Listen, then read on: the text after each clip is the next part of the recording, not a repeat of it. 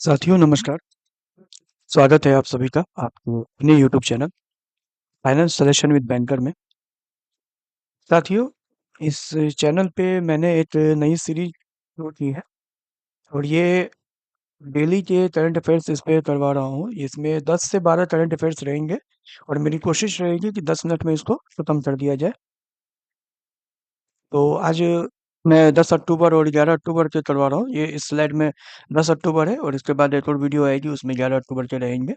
इस तरह से हम कंटिन्यू करेंगे। इसके पीछे के करंट अफेयर्स आपको इस चैनल पर मिल जाएंगे और मैं मंथली भी, जब मंथ कंप्लीट हो जाए तो एक मंथली भी करंट अफेयर्स बनाऊंगा जिसमें 100 से 150 क्वेश्चन इंपॉर्टेंट रहेंगे। बट मैं आपसे ये रिक्वेस्ट करूंगा कि आप इस वीडियो को देखें। दिन के 10 मिनट बस आप यहाँ पे देंगे और 10-10 करंट अफेयर्स करके मंथ के 300 करंट अफेयर्स आपके पास तैयार हो रहे हैं। तो किसी भी एग्जाम में, चाहे आप किसी भी एग्जाम की तैयारी कर रहे हैं जिसमें करंट अफेयर्स आते हो, आपके क्वेश्चन नहीं के बराबर छूटेंगे। 90% क्वेश्चन आपके यहाँ से कवर हो जाएंगे और 10% जो छूटेंगे वो आप कहीं से भी तैयारी करें, आपके 10% छूटेंगे ही। 100% कभी कवर नहीं हो पाते हैं।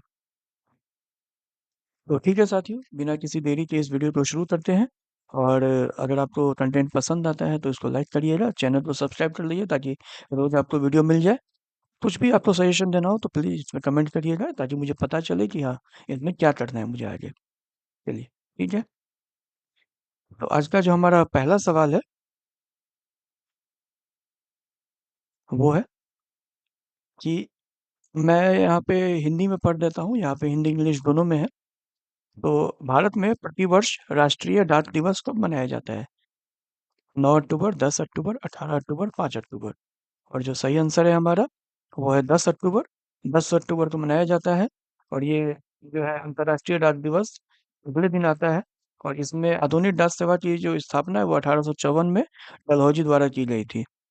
आपको पता है कि रेलवे लाइन भी जो है बम्बई से थाने चली थी तो इन्हीं के द्वारा की गई थी। तो ये डलहौजी के ही द्वारा इसकी शुरुआत की गई थी। आइए, अगला सवाल है हमारा।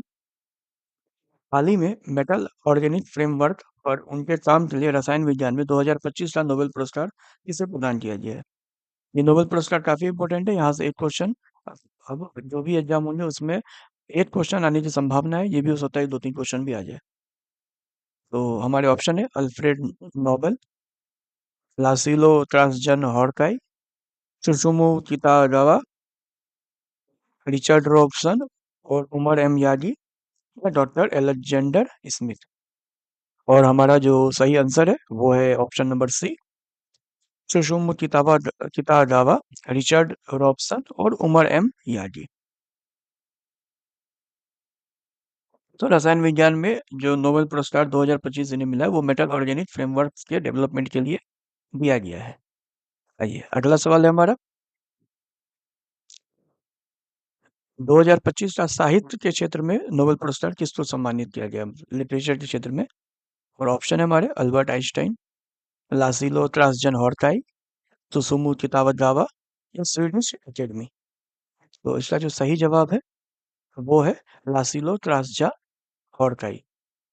ये थोड़ा, मतलब ये स्पेलिंग मतलब थोड़ी ये टाइप की, लास्जलो त्रासजन हॉर्काई और त्रासजन। तो इस चीज को थोड़ा देखना होगा। बट इसमें आप कुछ भी एक निमोनिक्स बना के इसको याद कर सकते हैं। तो साहित्य का नोबेल पुरस्कार जो है वो लासिलो त्रासजन हॉर्काई को स्वीडिश एकेडमी द्वारा दिया गया है। अगला सवाल है हमारा। हाल ही में 12,000 साल पुराना नक्काशा, मतलब नक्काशीदार मानव चेहरा वाला टी आकार का स्तंभ कहाँ खोजा गया है? ऑप्शन है हमारे ग्रीस, भारत, टर्की, मिस्र। और इसका जो सही आंसर है वो है टर्की में। टर्की में जो है ये 12,000 साल पुराना जो है खोजा गया है और ये कहाँ हुआ है? तो टाराहन तेपे पुरातत्व स्थल पर इसकी खोज की गई है। नेक्स्ट सवाल है हमारा। हाल ही में 32 वर्ष से कम आयु के गणितज्ञों को दिया जाने वाला 2025 का शास्त्र रामानुजन पुरस्कार किसे मिला है? और हमारे ऑप्शन है S Ramanujan, R Dalhousie, doctor Alexander Smith या उमर एम यागी। उसका जो सही आंसर है वो है doctor Alexander Smith. Doctor Alexander Smith को ये जो है मैथ के क्षेत्र में, गणित के क्षेत्र में मिला हुआ है। और ये रामानुजन प्राइज 2025। चलिए, अगला सवाल है हमारा। हाल ही में भारत की पहली चीता सफारी कहाँ पर शुरू हुई है? भोपाल मध्य प्रदेश, गिर नेशनल पार्क गुजरात, महाजन फील्ड फायरिंग रेंज राजस्थान या कुनो नेशनल पार्क मध्य प्रदेश। और हमारा जो सही आंसर है वो है कुनो नेशनल पार्क मध्य प्रदेश। तो यहाँ पे आपको याद होगा कि यहाँ से नामीबिया से चीते लाए गए थे, काफी चर्चा में था ये।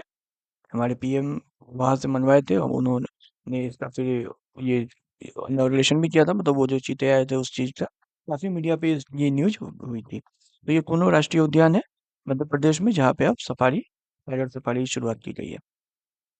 नेक्स्ट है हमारा, न्यू स्टार्ट संधि किन दो देशों के बीच परमाणु हथियारों को सीमित करने के लिए है? India and Russia, USA and रूस, यूएसए और चाइना, भारत और यूएसए। और इसका जो हमारा सही आंसर है वो है यूएसए और रशिया। तो ये जो है यूएसए और रशिया के बीच में न्यूक्लियर वेपन्स की एक जो है संधि साइन हुई है। ये एक्चुअली 2010 में हुई थी और इसको अभी 2026 तक बढ़ाई गई है।